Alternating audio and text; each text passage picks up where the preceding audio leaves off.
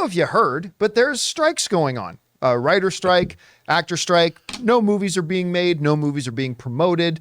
It's a pretty grim time. But there is one show going back into production, Drew Barrymore Show, who I, quite frankly, didn't even know she had a show. And apparently it's going into its 4th season. Again, I never even knew she had a show, but it's going in its 4th season, and it's raised the ire of some people that she's going back into production because normally she has a couple of WGA member writers on her staff, and they're going to go ahead and make this show without them. Some people think it's a really good idea. Some think it's a really bad idea. And that happens to be the topic of today's Mint Mobile Hotline question of the day. Listen, guys, if you've got a topic or a question for our show and you'd like to hear your voice on our show, go ahead and call it in anytime 24/7 at 951-268-4259. Every day we pick 1 or 2 questions, and today's is about good idea, bad idea for Drew Barrymore to go back into production. Check it out. Hey, John and crew. I just wanted to get your thoughts on this whole Drew Barrymore debacle. I know there's a lot of controversy with her going back and starting her show up again during the strikes. People are calling her a scab, but then other people are saying she's doing a good thing by employing her non-WGA members so they can make money during the strike. So I wanted to get your thoughts. Thanks. Have a great day. All right. Thanks a lot for calling that in. And, this is a topic for those of you listening to the podcast or just watching the main show and maybe didn't see us do this on Open Mic. We actually kind of touched on this on Open Mic a couple of days ago. But I thought for the people who watch the main show and for our podcast listeners, it would be a good discussion to have. Plus, I'm glad Rob is here because with Open Mic, it was just me. I'd like to get his take on this too. So here's the basic gist. Drew Barrymore, who again, I didn't even know had a show, but she's decided, and her thing is like, look, the 95%, 99% of our crew and staff are not members of SAG and they're not members of the WGA. They're not on strike. But if we don't make this show, they're not going to be earning a living and earning an income. And she said, you know what, with that in mind, we're going to follow the strike rules. We're not going to promote upcoming movies. We're not going to promote upcoming projects on struck projects. But we're going to go ahead and make our show and make it more casual talk, all this kind of stuff. Now, I believe if you're on strike, you're on strike.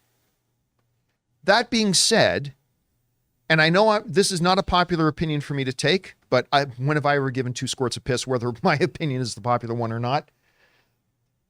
I got to say, I don't see any problem with Drew Barrymore going back and bringing her show on, especially with the vast majority of her cast and crew, her crew and everything are going to be able to go back to work. Here's the thing.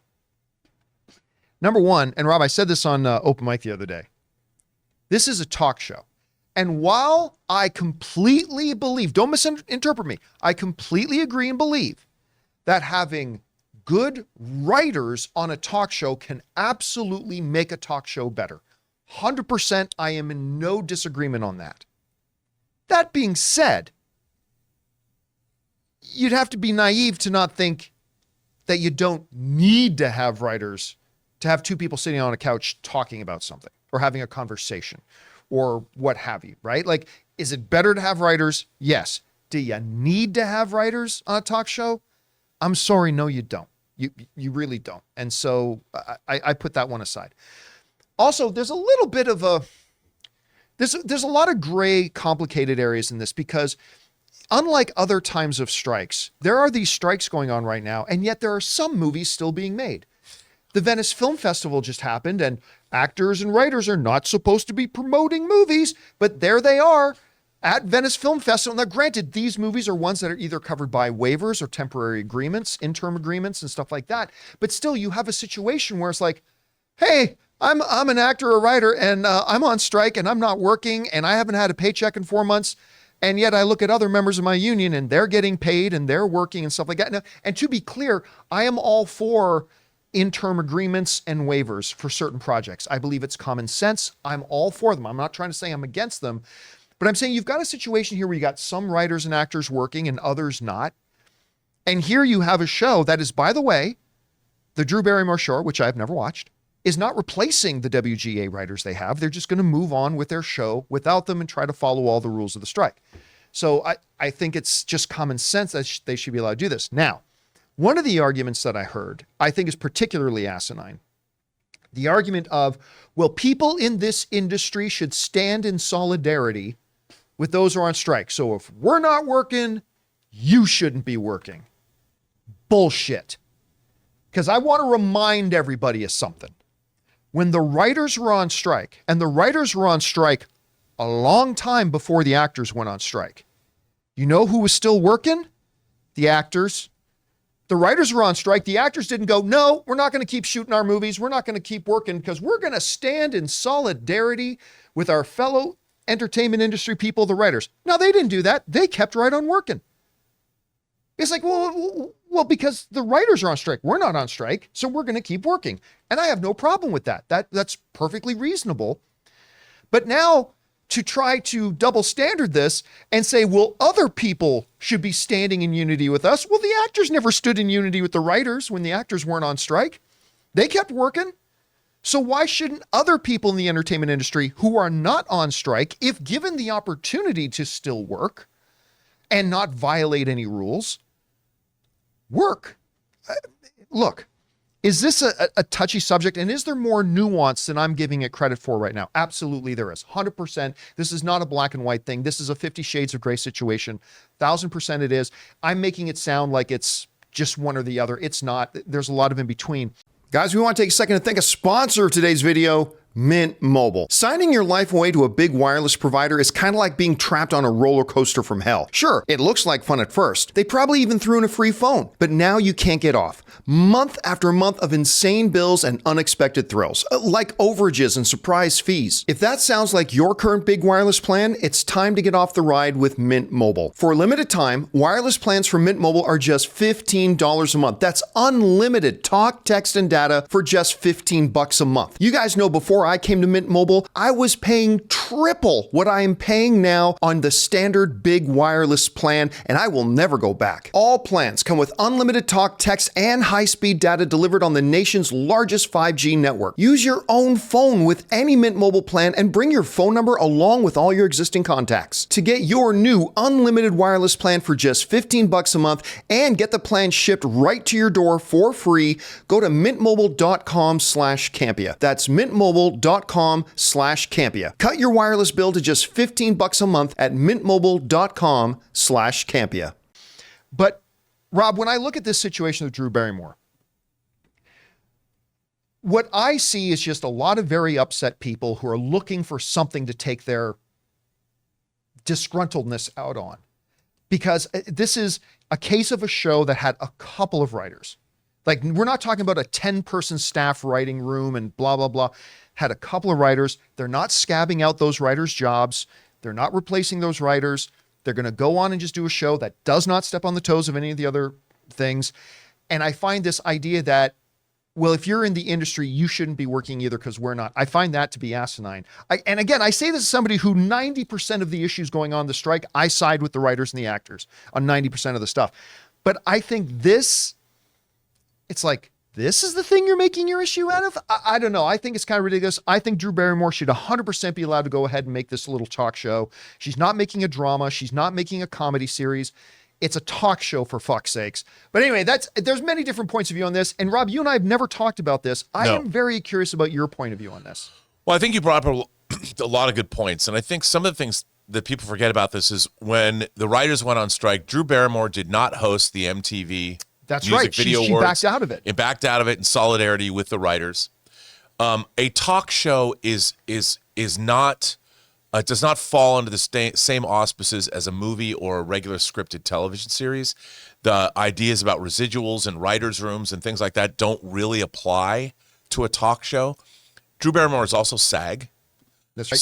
So she's rebuffing, I guess, to both the Writers Guild but like you pointed out, there are other shows like The View that's still on. They're not stopped by the strike.